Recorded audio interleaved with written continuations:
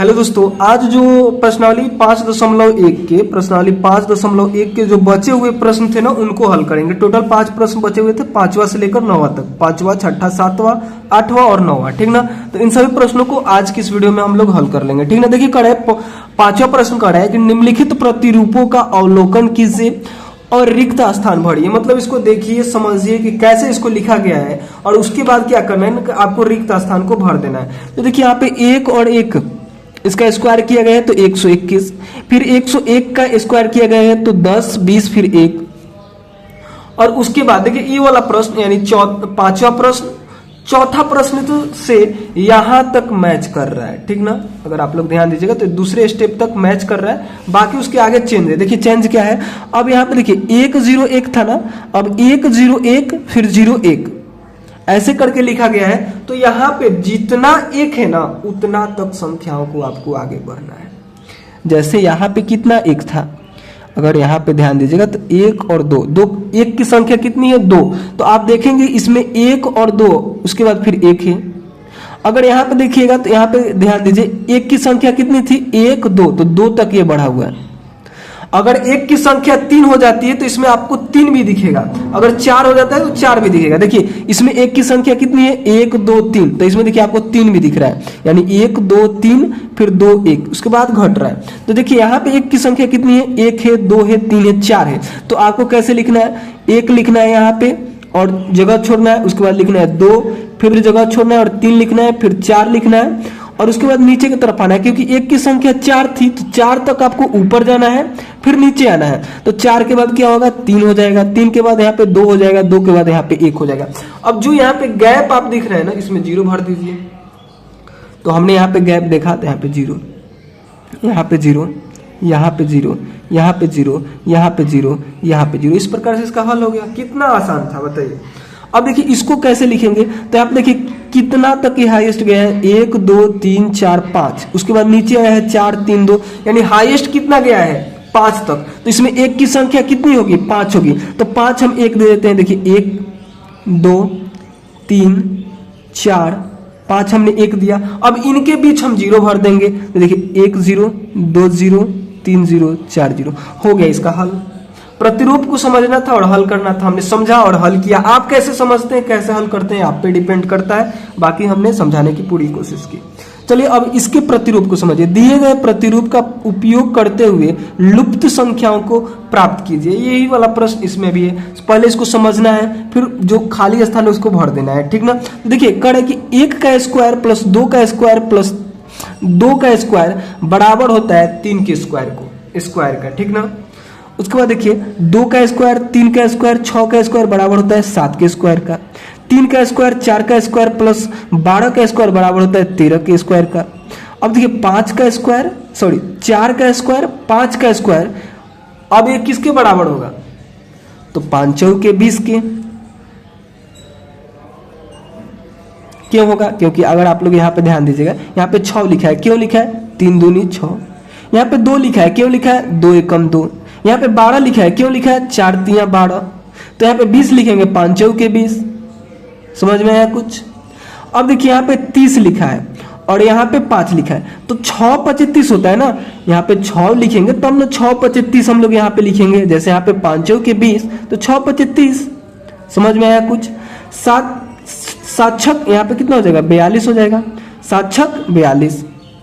इधर क्या लिखेंगे, तो इधर वाला को समझिए। यहाँ पे 2 था तो यहाँ पे 3 हो गया, यहाँ पे 6 था तो यहाँ पे 7 हुआ, यहाँ पे 12 था तो यहाँ पे 13 हुआ, यहाँ पे 20 था तो यहाँ पे 21 हुआ, यहाँ पे 30 है तो यहाँ पे 31 हुआ, तो यहाँ पे 42 है मतलब 42 है तो इसके आगे क्या होगा यहाँ पे 43 होगा, तो यहाँ पे 43 का स्क्वायर। बहुत आसान था, इसको समझना था और भर देना था, बस कितना आसान है। बाकी चलिए अब हम लोग क्या करते हैं, अगले प्रश्न को हल करते हैं। करे योग संक्रिया किए बिना योगफल ज्ञात कीजिए। जैसे 1, 3, 5, 7 और 9 को जोड़ेंगे तो हमको क्या मिलेगा, आपसे ये पूछ रहा है। और बिना जोड़े, आपको ये नहीं कि 3 में 1 जोड़िए तो 4 हो गया, फिर 5 जोड़िए 9 हो गया, 9 में 7 जोड़ेंगे तो आप यहाँ पे कितना प्राप्त करेंगे 16 प्राप्त करेंगे, 16 में 9 जोड़िए तो 25 हुआ। ऐसे नहीं जोड़ना है, आपको बिना जोड़े हुए ये कह रहा है कि आप इसका योग कीजिए। तो अगर आप लोग ध्यान दीजिएगा तो ये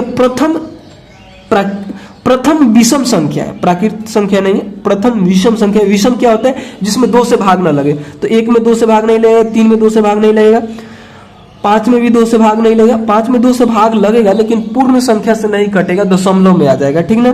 तो इसमें पूरा पूरा भाग नहीं लग रहा है, इसमें भी इसमें भी। तो ये प्रथम है, यानी स्टार्टिंग का ये विषम संख्या है। और आपको पता होना चाहिए स्टार्टिंग के विषम संख्याओं का योग उन संख्याओं के स्क्वायर के बराबर होता है, ठीक ना। जैसे ये कितना है? 1 2 3 4 5 है ना, तो 5 का स्क्वायर बराबर 25, और इसको जोड़िएगा फिर भी 25 आएगा। यानी प्रथम n विषम संख्याओं का योग n का स्क्वायर होता है। n मतलब जितना वो संख्या है, जैसे यहाँ पे 1 2 3 4 5 था ना, तो 5 का स्क्वायर इसका योग हो जाएगा। वैसे यहाँ पे देखिए 1 2 3 4 5 6 7 8 9 10 है ना, तो 10 का स्क्वायर इसका योग होगा, ठीक ना। इसका हल ऐसे कीजिएगा,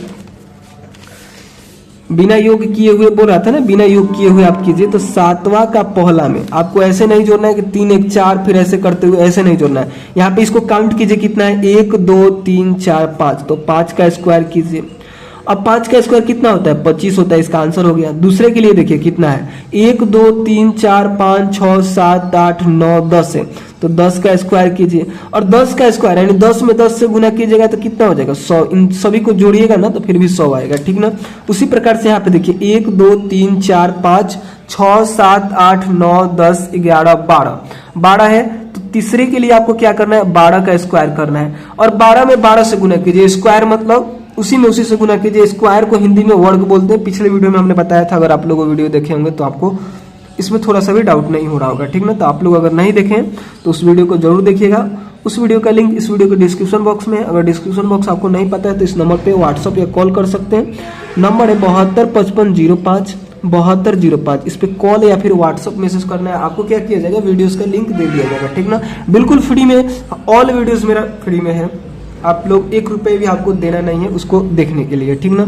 आप उसके सहयोग से इन सभी प्रश्नों को बहुत आसानी से हल कर सकते हैं, ठीक ना। तो 12 के स्क्वायर का मतलब वर्ग का, 12 का वर्ग करने का मतलब 12 में 12 से गुना कीजिए। तो जब 12 में 12 से गुना कीजिए तो 144 आएगा, ठीक ना। यानी यहां से लेकर यहां तक की संख्याओं को जोड़िएगा ना तो 144 आएगा। बहुत आसान था। यहाँ पे बोला था बिना योग किए कीजिए, तो हमने बिना योग किए कर दिए। हमने तो जोड़ा नहीं ना कि 3 में 1 4, 3 में 1 जोड़े तो 4, फिर 5 जोड़े, फिर 7 जोड़े, फिर 9 जोड़े, ऐसे करके तो नहीं किया। हमने डायरेक्ट इसको काउंट किया, इसका वर्ग कर दिया, आंसर सेम आ गया, ठीक ना। आंसर यानी 144 आ गया। अब जोड़िएगा फिर भी उतना ही आएगा, ठीक ना। उसके आगे देखिए 49 को 7 विषम संख्याओं के योग के रूप में लिखिए। तो इसको हम लोग कैसे लिखेंगे? देखिए 8वां का पहला है, 49 को क्या करना है कि 7 विषम संख्याओं के योग के रूप में आपको लिखना है, ठीक ना। तो विषम संख्या क्या होता है? जैसे 1 विषम संख्या है, पहले विषम संख्या को हम इधर लिख देते हैं। 1 विषम संख्या है, 2 नहीं, इसके बाद आएगा 3। एक एक छोड़कर लिखिए। जैसे 1 लिख दिया ना तो अब 3 लिखिए। 3 के बाद 4 आता है तो 4 को छोड़िए 5 लिखिए। 5 के बाद 6 आता है तो 7 लिखिए। 7 के बाद 8 आता है तो 8 छोड़ के 9 लिखिए। 9 के बाद 10 आता है तो 11 लिखिए। 11 के बाद 12 आता है तो 13 लिखिए, एक छोड़ना है। 13 के बाद 14 आता है तो 15 लिख दीजिए। 15 के बाद 16 आता है तो 17 लिखिए। 17 के बाद 18 आता है तो 19 लिखिए, 19 लिखिए। फिर 21 लिखिए, फिर 23 लिखिए, फिर यहाँ पे 25 लिखिए। सभी क्या है? विषम संख्या है। सभी में 2 से भाग दीजिएगा ना तो दशमलव में आएगा, पूरा पूरा नहीं कटता है। जैसे 4 में अगर 2 से भाग देते हैं तो यहाँ पे 2 आएगा जो कि पूरा पूरा कट गया, लेकिन यही 5 में 2 से भाग दें तो 2.5 आएगा। ये पूरा पूरा नहीं कटा, दशमलव में आया, ठीक ना। तो ये विषम संख्या नहीं होगा। 5 जो है विषम संख्या होगा, सम नहीं होगा। तो हमने यहाँ पे कुछ विषम संख्या लिख दिया। अब बोल रहा है ना कि 49 को 7 विषम संख्याओं के योग के रूप में लिखिए। तो 1 प्लस इसमें 7 लिख दीजिए। 3 प्लस 5 प्लस 7 प्लस 9 कितना हुआ? 1 2 3 4 5 हुआ। फिर 11 प्लस 13 6 7 हो गया, ठीक ना। इन सभी को जोड़िएगा ना तो 49 ही आएगा। आपको विश्वास नहीं तो आप जोड़ सकते हैं, ठीक ना। बाकी चलिए अब हम लोग क्या करते हैं, अगले प्रश्न को हल करते हैं। देखिए अगला प्रश्न कह रहा है कि 121 को 11 विषम संख्याओं के योग के रूप में लिखिए, ठीक ना। फिर से आपको क्या करना है कि इसमें से 11 विषम संख्याओं को जोड़ देना है, ठीक ना। जैसे 1 plus 3 plus 5 plus 7 plus 9 plus 11 plus 13 1 2 3 4 5 6 7 8 9 10 11 यहाँ तक लिखिए, 21 तक लिखिए। 13 तक ले आपने लिखा है, 15 प्लस 17 प्लस 19 प्लस 21, यही सब क्या हो जाएंगे, वो विषम संख्या हो जाएगी, जिसको आप लोग जोड़िएगा तो 21 आपको मिलेगा। ठीक ना, तो इस प्रकार से इसका हल करना था।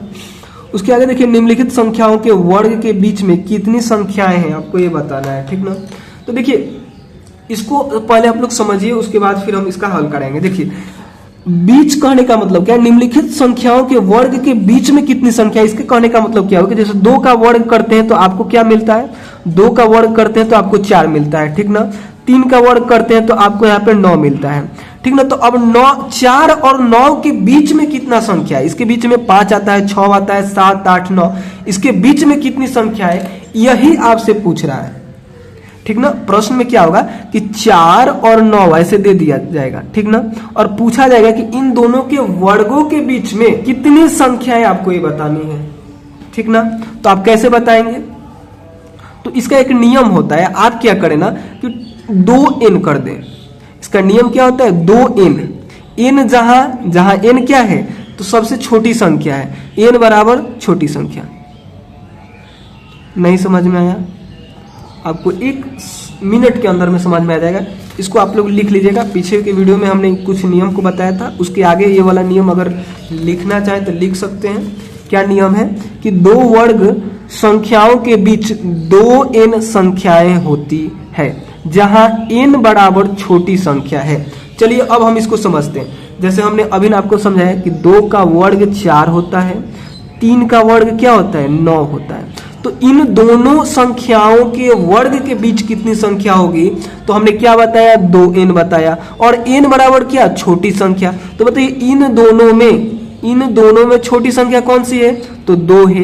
तो 2 के जगह पे 2 रखिए, n के जगह पे क्या रखना है, n बराबर है, हमने बताया कि n बराबर छोटी संख्या, इन दोनों में छोटा कौन है, तो 2 है। तो 2 के जगह पे n रखिए, 2 दूनी के 4, यानी इन दोनों के वर्ग क्या हुए, 4 और 9। 4 और 9 के बीच आप देखेंगे तो 4 को आपको संख्या मिलेगा। देखिए 4, 5, 6, 7, 8, 9, इसके और इसके बीच में कितना संख्या है, 1, 2, 3, 4। तो इसको आपने ऐसे काउंट कर लिया क्योंकि ये छोटी संख्या थी, ये संख्याएं छोटी थी, इसको काउंट करना बहुत आसान है। लेकिन अब प्रश्न पे ध्यान दीजिए, यहाँ पे 12 और 13 है। 12 का वर्ग आपको पता होने चाहिए, 12 का वर्ग 144 होता है, 13 का वर्ग 169 होता है। अब बताइए इसके और इसके बीच में ऐसे करके संख्या ज्ञात करना बहुत मुश्किल होता है। तो वहां पे हम लोग क्या करेंगे, इस नियम को लिखेंगे, यानी 2n कर देंगे। 2n, n के मतलब है छोटी संख्या, इन दोनों में छोटा कौन है, तो 12 है। तो n के जगह पे 12 रखिए, यानी 12 दूनी 24, इसका आंसर 24 हो गया। बाकी आप इसको लिख भी सकते हैं, 144 लिखिए, 145 लिखिए, ऐसे करके 169 तक जाइए और उसके बीच में काउंट कीजिए। जैसे ऐसे काउंट किया आपने, 4, 5, 6, 7, 8, 9 किए ना हम, और उसके बाद 4 को ऐसे काउंट किए। तो ये छोटा था तो बहुत जल्दी हमने कर लिया, लेकिन इसको काउंट करना और मुश्किल हो जाएगा। अब बताइए यहाँ पे 99 और 100 है, इसको काउंट करके दिखाइए। तो पेज पे काउंट करना बहुत क्या हो जाएगा, मुश्किल हो जाएगा। आप काउंट कर सकते हैं लेकिन मुश्किल हो जाएगा, तो वहां पे हम लोग क्या करेंगे, इस सूत्र का यूज लेंगे। ठीक ना, चलिए अब हम क्या करते हैं, इसका यूज लेकर इसको हल कर देते हैं। ठीक ना, तो देखिए 9वां का पहला नंबर है, 9वां प्रश्न का पहला है, निम्नलिखित संख्याओं के वर्ग के बीच में कितनी संख्याएं होंगी। देखिए 12 और हमको निकालना है 13 के बीच में। ठीक ना, तो यहाँ पे हम लिखेंगे 2n, और 2 गुने इन दोनों में छोटा कौन है, तो 12 है, तो 12 लिखेंगे, और 12 दूनी 24, यहाँ पे लिखिएगा। अतः 12 और 13, ये नहीं भी लिखेंगे तो हो जाएगा, यहाँ पे 24 इसका आंसर आ गया। बाकी अगर अच्छा दिखने के लिए अगर लिखना चाहे तो लिख सकते हैं अतः 12 और 13 के वर्ग के बीच में 24 संख्याएं हैं। ठीक ना, हो गया आंसर। चलिए इसी प्रकार से दूसरा को हल करते हैं। इसी का जो दूसरा नंबर है उसको देख लीजिए, यहाँ पे है 25 और 26। तीसरा में क्या है, तो तीसरा में है 99 और 100। ठीक ना, दोनों को एक साथ हल कर लेते हैं। देखिए 2n लिखिए सूत्र इसका, 2 की जगह पे 2n, इन दोनों में छोटा होगा उसको हम लोग लिखेंगे यहाँ पे। तो छोटा कौन है, 25 है, तो 25 दूनी 50 आ गया आंसर। उसके बाद इसको छाप दीजिएगा यहाँ पे, ठीक ना। उसके बाद इसी प्रकार यहाँ पे देखिए 2n इसका सूत्र लिखिए, n के बराबर क्या लिखना है, छोटी संख्या। तो इन दोनों में छोटा कौन है, तो 99 है। तो 2 गुने 99 कीजिए, 99 दूनी कितना होता है, 198 होता है, ठीक ना। तो ये क्या हो जाएगी, इन दोनों के बीच 198 संख्याएं हो जाएगी, ठीक ना। तो इस प्रकार से इन सभी प्रश्नों को हल करना था। बाकी कोई भी डाउट हो ना इन सभी प्रश्नों में, तो आप क्या कर सकते हैं, कमेंट करके पूछ सकते हैं। वीडियो पसंद आया तो लाइक कर सकते हैं। चैनल पे नए होंगे तो चैनल को शेयर भी कर लीजिएगा दोस्तों के साथ, और नए होंगे तो चैनल को सब्सक्राइब भी कर लेना है, ठीक ना।